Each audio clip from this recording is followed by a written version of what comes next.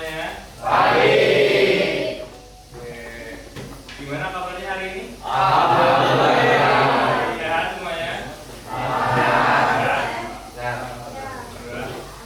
Sebelum kita mulai ke pematerian selanjutnya, pematerian sekarang, kita mau coba ngobrol dulu. Adit, Pak.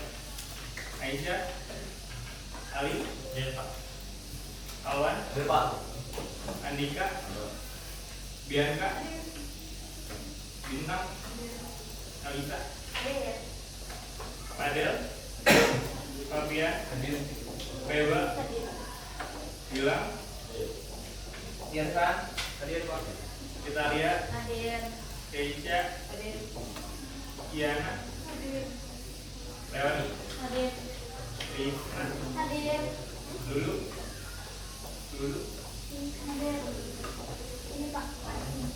Moza, Muhammad Ataya, Fakih, Sakir, Hilmi, Saben, Pak. Syahrul, Najla, Novi, Arif, Basta, Rama hadir, Rama, terus Helmi, Sarah, Yudi, Zahir, Zahra, hadir. Oke, jadi yang nggak hadir saya sama Fakih. Semoga cepat sembuh ya. Amin. Nah, di pertemuan kali ini sebelum kita mulai, tadi sebelumnya pelajaran fotografi ya. Udah berdoa. Buat memulai di pelajaran desain juga kita mengucapkan basmalah bersama-sama untuk memulai pelajaran. Bismillahirrahmanirrahim. Nah, untuk pertemuan kali ini kita bakalan membahas tentang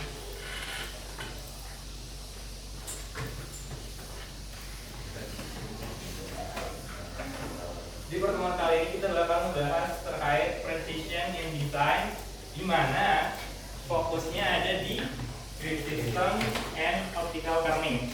Apa sih grid system sama optical kerning itu? Kita next dulu. Nah, sebelum kita bahas ke pemateriannya, nah, gue mau tahu dulu menurut kalian perbedaan dari kedua poster yang ada yang bisa kalian lihat ini itu apa? Ada yang bisa jawab? Ada yang mau? Sama? Mungkin buat perbedaannya tata letaknya jadi lebih rapi. Yang mana? Yang kanan, Kanan. ya. Kurang. Itu ada Yang kiri, fontnya yang lebih sih beda kan. terus ada lagi? Yang bawahnya juga jadi lebih terstruktur. Oke. Ada lagi yang beda? Sarah? Kalau untuk yang bagian kiri itu bagian gambarnya tuh tidak marginnya tuh terlalu sempit bagian ini, jadi si white space itu udah hampir mepet gitu. Kalau yang kanan tuh lebih rapi sama ada blank white space-nya, jadi lebih jelas juga ke tengah. Sama yang kedua itu dari judulnya luminance itu tuh kurang bold, sama yang bagian bawahnya tuh kan yang deskripsinya juga ukurannya juga cukup besar sama itu, jadi nggak begitu jelas fokusnya. Terus kalau yang bagian kanan itu luminance itu udah gede sama tebal, jadi tahu oh ini tuh judul gitu. Sama yang terakhir itu yang bagian kiri itu yang deskripsinya juga kurang kecil lagi. Kalau yang kanan itu udah kecil, terus emang apa ya lumayan kecil, jadi ketahuan kalau itu adalah deskripsinya. Oke. Ada lagi yang mau nambahin? Cukup? Boleh putaran buat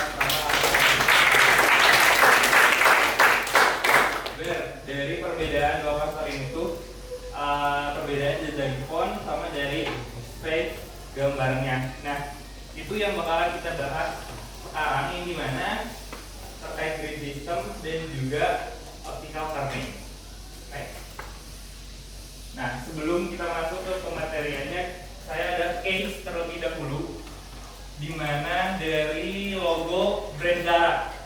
Logo brand Zara. Mau jawab? Yang ya, logo brand Zara kan ada dua tipe logo brand Zara tuh. Ada yang dari 2019 sama rebranding di 2011 sama 2019. Menurut kalian perbedaannya apa sih? Boleh mau jawab? Kalau yang 2019 tuh lebih kelihatan. Ya. Kalau yang 2011 tuh lebih beda. Ya, ada lagi. Dari segi desainnya mungkin yang dijawab? Boleh? Kalau dari saya, kalau yang logo 2011 itu kelihatannya kayak lebih kaku dan kurang elegan, kayak tidak menggambarkan Zara gitu. Dan yang 2019 ini lebih menggambarkan brand Zara yang di situ tuh tentang fashion dan elegan kayak gitu. Oke, benar. Boleh buat aja sama Eka. Dari perbedaan brand Zara ini, yang pertama yang dari 2011, dia menggunakan tipe logo yang memang elegan dan juga simple. Nah, di 2019 dia menjadi rebranding logo menjadi overlapping dan juga intentional breaking. Nah, maksudnya apa sih overlapping ini sendiri?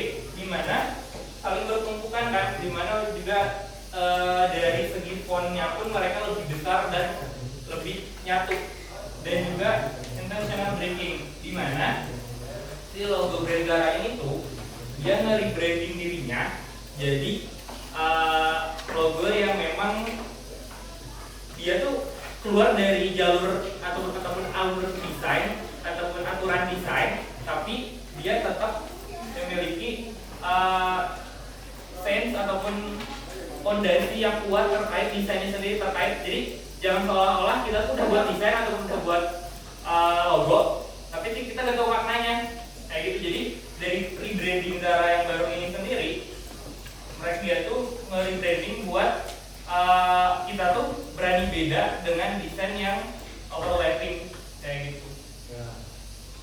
Paham? Oke.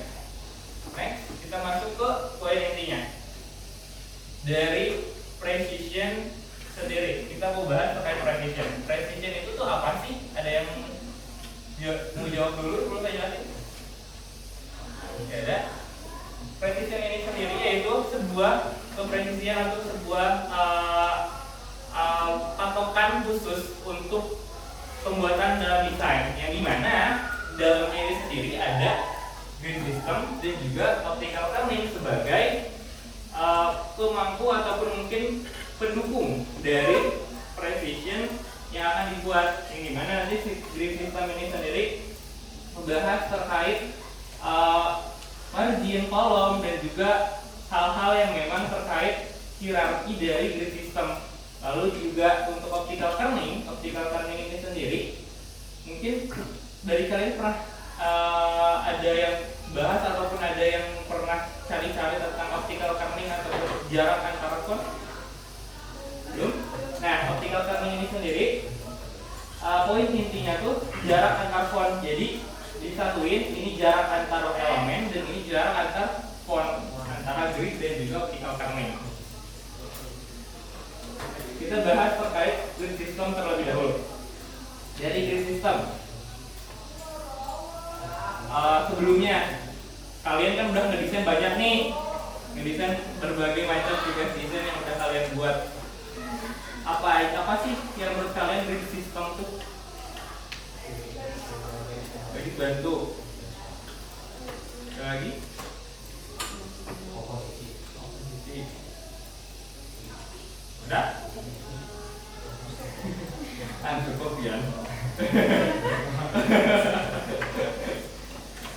Grid system itu benar komposisi, terus tadi jarak, ya jarak dan komposisi, yang dimana grid system ini tuh sudah poin intinya tuh tentang fondasi struktur tata letak dan juga terkait garis bantu, garis pandu imajiner vertikal dan horizontal. Jadi grid system tuh menggunakan garis kotak-kotak yang dimana untuk membantu dalam pembuatan desain. Nah, ini dari macam-macam grid system Yang pertama adalah margin. Margin udah sering kalian pakai mungkin ya, dari margin sendiri udah tahu gimana margin itu space untuk garis tepi agar tidak terlalu mepet. Lalu juga kolom. Kolom ini udah kemarin dibahas di pematerian InDesign, di mana kolom ini tuh untuk patokan kita membuat ataupun meletakkan gambar dan juga teks. Lalu ada dator tuh jarak antara kolom kayak gitu. Terus dari grid system ini sendiri kita lanjut ke bagian macam-macam gridnya. Yang pertama ada manuskrip. Kita sebelah sana dulu. Manuskrip ini sendiri digunakan untuk textbook ataupun mungkin kalian buku ataupun apa ya, semacam buku majalah ataupun yang base-nya isinya tuh teks, dimana si penggunaan gridnya tuh memakai yang manuskrip yang memang lebih ke simple dengan margin dan juga isi yang memang udah pas dan presisi. Lalu yang kedua ada kolom. Kolom ini sendiri yang seperti yang tadi sudah dibahas yang sebelah sini.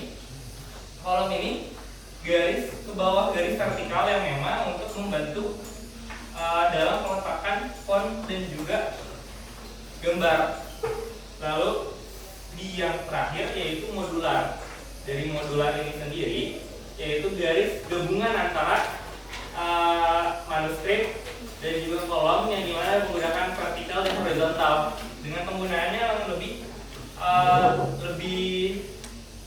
fleksibel. Jadi kalian bisa membuat si modular ini sendiri ataupun grid system dari modular ini sendiri itu kanan kiri dan besar kecilnya tuh bebas, jadi fleksibel asalkan memang menggunakan garis dari vertikal dan horizontal ini sendiri. Terus ini ada yang ditanya dulu? Cukup? Nah, kita masuk ke tipografi. Dari tipografi ini ada 4 macam tipografi. Ada yang bisa jawab berbagai macam tipografi yang ada di situ apa aja? Buat yang pertama, tipografi apa? Serif. Yang kedua, ketiga, dekoratif. Yang ketiga, empat, deskriptif. Nah, dari berbagai macam font ini sendiri dengan berbagai macam kegunaan. Yang pertama serif untuk judul. Ada lagi? Ya benar, serif untuk judul dan untuk desain-desain yang memang elegan. Lalu yang kedua ada sans serif. Sans serif untuk apa? Isi. Lalu untuk dekoratif. Dekoratif penggunaannya untuk apa? Judul, desain poster, terus desain-desain yang memang casual kayak gitu. Lalu untuk script penggunaannya apa? Buat apa? Majalah apa lagi? Surat. Oke, benar. Jadi tadi yang udah disebutin dari script ini sendiri untuk surat, untuk bisa untuk judul ataupun variasi judul yang dimana nantinya menggunakan variasi font antara serif dan juga sans serif ataupun script pakai sans serif digabungin sama serif ataupun sans serif. Nah, dari script ini sendiri ada poin yang memang tidak boleh dilakukan ataupun mungkin dari segi aturan desain itu jangan dipakai. Dari serif ini sendiri jangan dipakai di judul dengan kapital semua. Kalian pernah nggak pakai serif, pakai script tapi pakai kapital semua? Pernah. Baik ya.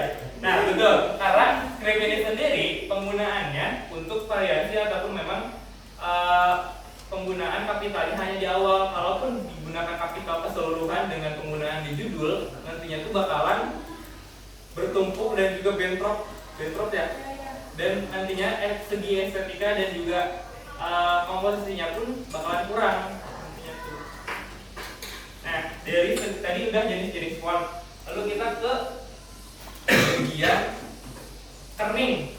Dari tadi kita bahas dari judul pun kita grid system dan juga kerning. Nah, dari kerning ini sendiri perbedaan antara metrik dan juga optikal. Ada yang tahu nggak sebelumnya?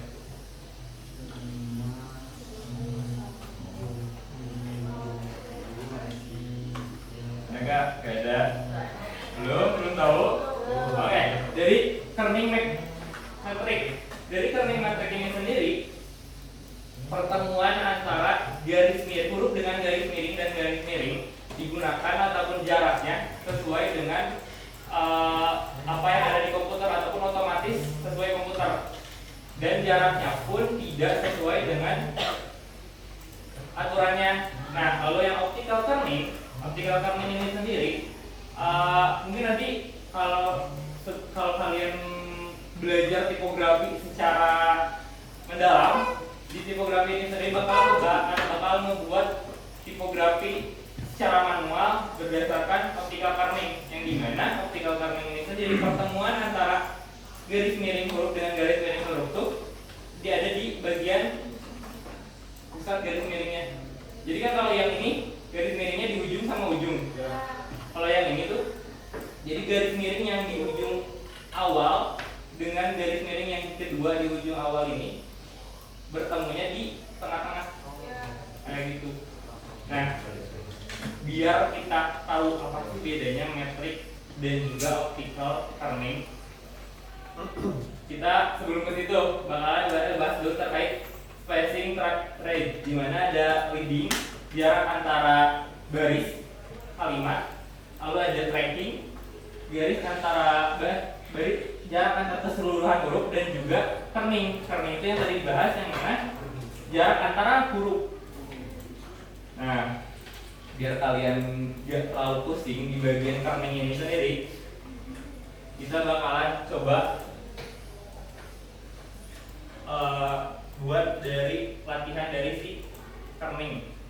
Nah, kalian bisa kalau misalkan mau coba di depan atau mau coba sendiri boleh. Saya kasih contoh dulu. Bisa ke web Kentai. Sebelumnya pernah? Atau belum? Nah, di sini buat ngatur space antar huruf, yaitu kerning antar hurufnya, yang dimana nanti bisa digeser-geser buat latihan. Nah, kayak gini ya, misalnya ini contoh. Tadi kan garis miring.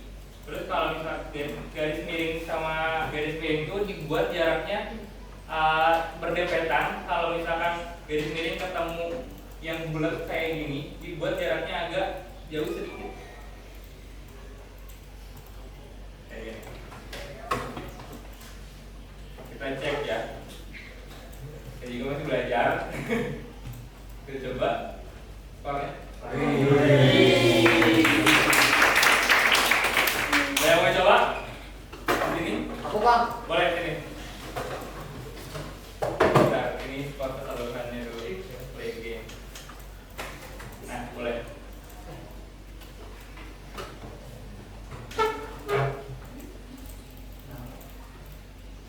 Bentar, loading.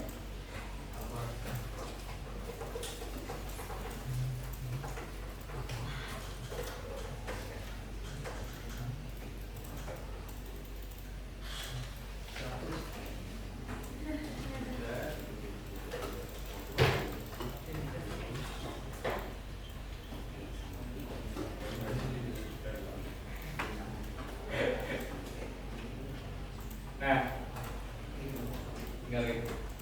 Nah, bisa langsung digeser.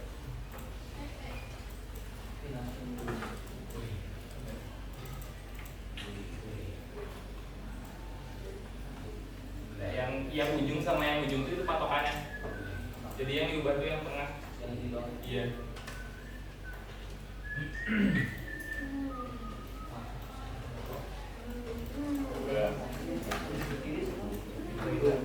Sudah mentok. Nah, coba deh. Next. Mau lagi? Ada yang mau coba lagi?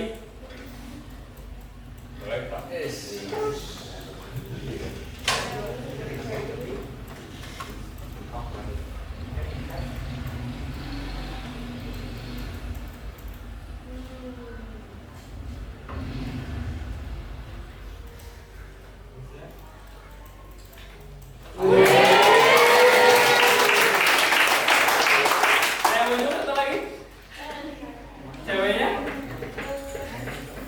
Siap katanya. Kita mau nyoba. Kita ya tadi. Belum naik sini. Lupa ini kan buat latihan juga. Nggak geser-geser aja dulu doain.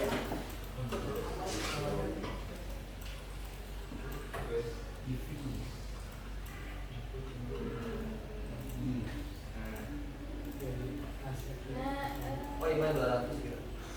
Ada yang ini nggak bisa. Oh iya. Coba.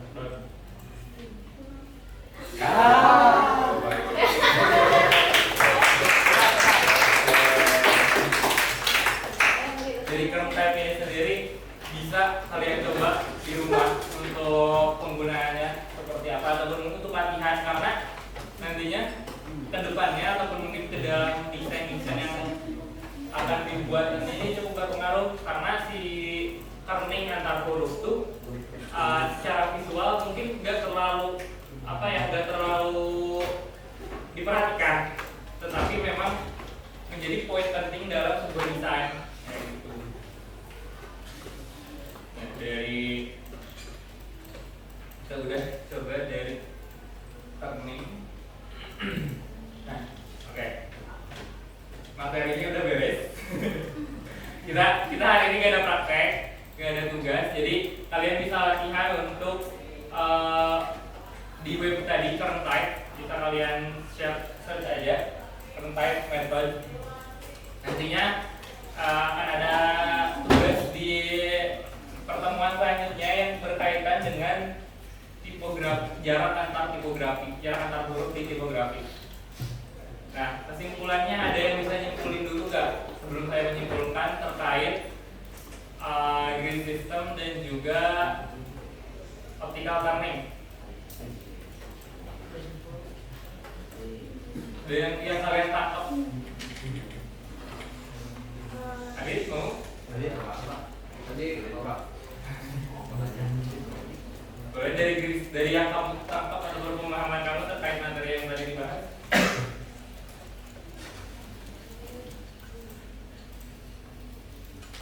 Ya. Jadi dia itu apa, penataan suatu objek, terus dia itu jadi garis pembantu buat belakang. Kalau kerning itu peletakan jarak yang objek sama huruf. Oke, betul. Kawan, close dulu tadi. Untuk grid system dan juga optical kerning ini sendiri merupakan poin-poin penting yang mungkin poin-poin yang memang jarang untuk diperhatikan, tetapi menjadi poin inti dalam sebuah aturan desain yang dimana penggunaan grid digunakan untuk peletakan teks dan juga gambar, yang dimana juga penggunaan optical kerning dari jarak antar teks heading, terus juga ada subhead dan juga body digunakan masuk ke dalam optical kerning tersebut. Nah, dari poin-poin tersebut saya mengambil kesimpulan yang dimana precision is the difference between a designer who just works and a designer who creates impact. Nah, jadi sebagai seorang desainer kita harus memperhatikan hal-hal yang memang jarang diperhatikan orang-orang, yang cukup penting kayak gitu. Dan juga sebagai murid ataupun kita sebagai pelajar pun kita harus terus belajar terkait hal-hal yang memang belum pernah dibahas dalam sebuah desain kayak gitu. Untuk pertemuan hari ini dicukupkan. Dari saya seperti itu, sekian. Assalamualaikum warahmatullahi wabarakatuh. Waalaikumsalam warahmatullahi wabarakatuh.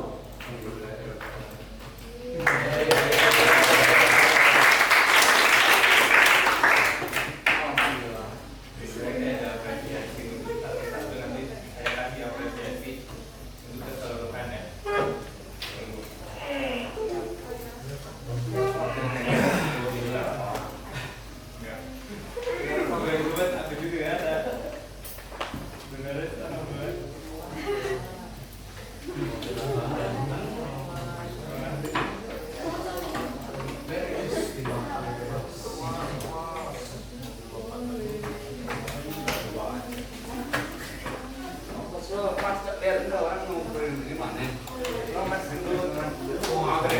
Oh,